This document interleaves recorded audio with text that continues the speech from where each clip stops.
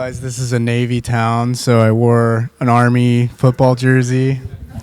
It also has like the one motto that I needed to remember for my whole story, that like the through line that it comes together. But yeah, so I hit pretty much rock bottom, breaking point about 4 years ago.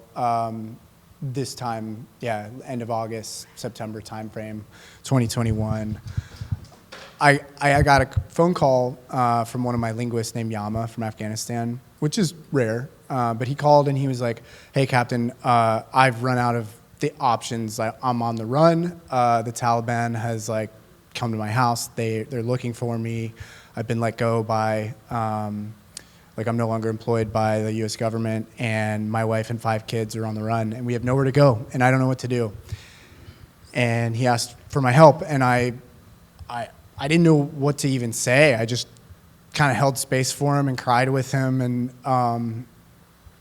told him I would do everything I could to get him and his family out of harm's way and to safety. I just remember sitting in my family room in Holly Springs, North Carolina with that call, and my ears started to ring. My back was hurting. The migraines were starting. My hands were shaking, and I just felt so angry. Like, how did we as a nation turn our backs on our brothers that had spent 20 years with us in every mission, their blood, sweat, and tears next to us? It just stood counter to everything that I was raised and the values that I had. And this motto, the Green Beret motto, De Oppresso Liber, it means to liberate the oppressed. So we work by, with, and through our partners wherever we go. We learn their language, we live with them, we get to know about their kids, and you know, they really, like Yama and other linguists like that, were like brothers to us. So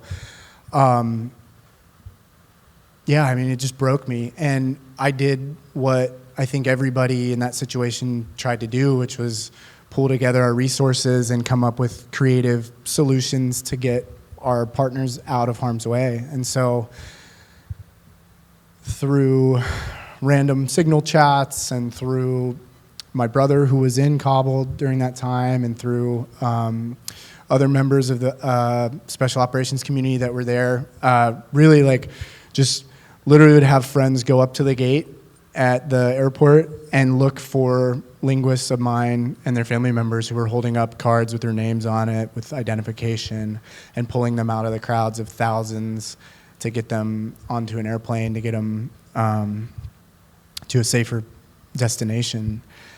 And it was a broken system, but it kind of worked. We got a handful of my linguists and some of the commandos out. But after the suicide attack at the gate and we lost service members, we had some of the guys that I worked with got injured. You know, we packed up and the last plane flew out, and Yama and his family were still on the run. And while his world was falling apart, internally mine was too. In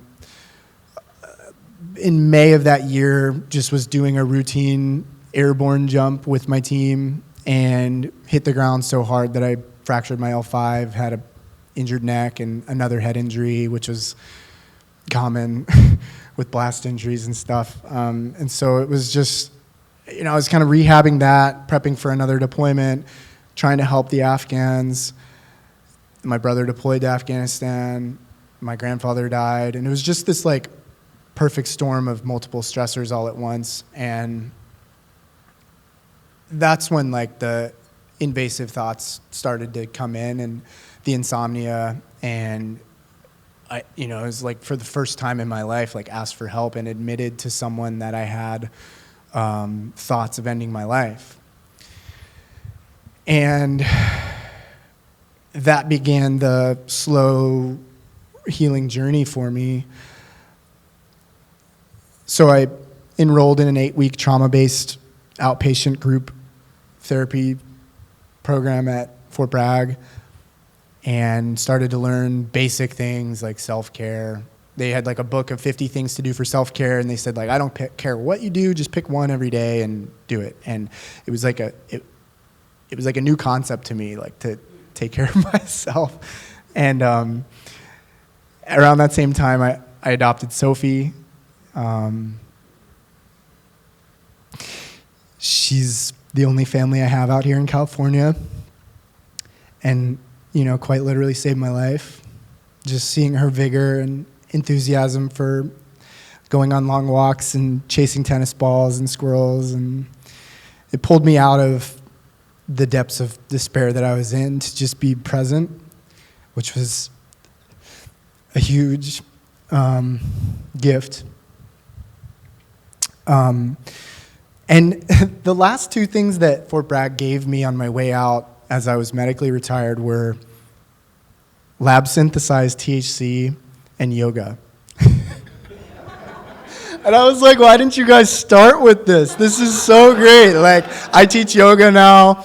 I love cannabis. I love plant medicine. And I was like, dude, this is so easy. Just give this to people and it helps, right? So I was starting to put things together, but I still needed to do a lot of deep work. And relocated, started a civilian career, had the amazing opportunity to go to Peru and sit with ayahuasca through Heroic Hearts Project. And geez, how much time do I have left to talk about that? Like, it was mind-blowing. And I could tell after one session, like all the peripheral background noise and chatter and anxiety in my head that had been there for probably 20 years was gone. And I was like, oh my gosh, this is what it feels like to be normal. Like, this is crazy. Yeah, so many cool memories from that. I think probably my favorite was just, they gave us the opportunity to sing at the end of every ceremony. So it was like whatever you wanted to sing. And somebody had a guitar. And I hadn't played guitar or sang in years. I used to as a kid. And in the middle of the pitch black jungle, like just playing Jack Johnson or John Mayer. And it was so fun. And it just like reinvigorated this creative side of me that had been dormant for my entire military career. So that's when I really start to put together that the mind, the body, and the spirit are all interconnected, and you can't just try to treat the physical symptoms of your body without also working on your mind and your spirit as well. So that was great, but the integration process coming home was really rough. I mean, I was riddled with insights, but had no idea how to apply it to my day-to-day. And I felt like I took one step forward and 3 steps back. So I moved to California and started grad school and started teaching surf lessons, teaching yoga, doing sound healing. And somewhere along the way, I kind of put 2 and 2 together, I think really because of being prompted by the Warriorside thing to come up with my story, that this motto, De Oppresso Liber, had meant so much to me when I was in the military, and it still does. But the context changed where in order to help anyone else first, I have to liberate myself. I have to apply the self-love, the self-care, get rid of the harsh inner critic monologue that's always in my head. And as soon as I started doing that, I just felt this ripple effect of, oh, now I can actually make a difference in the world. Like, in order to help other people, I had to learn to help myself first. And kind of learn this lesson, this mix of maybe Mother Earth energy from ayahuasca, or maybe just the yin energy of the ocean, but this idea that you don't always have to be so forceful in life. You can't, sometimes you can't just pick people. I can't like fly to Afghanistan and get Yama out of there with his 5 kids. At this point, they have 7 kids now.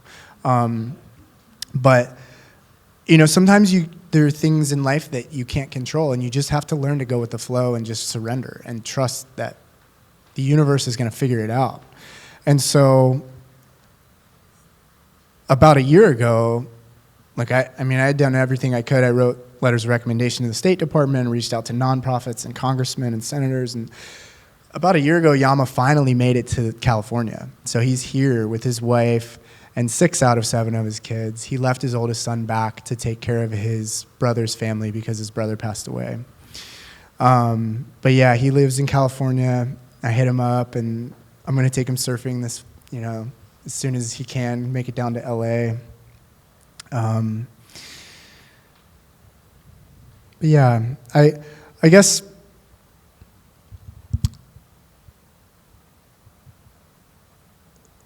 that I'm just grateful that I learned that, and I look forward to this next chapter where I can continue to tell my story and help other people. So I appreciate it.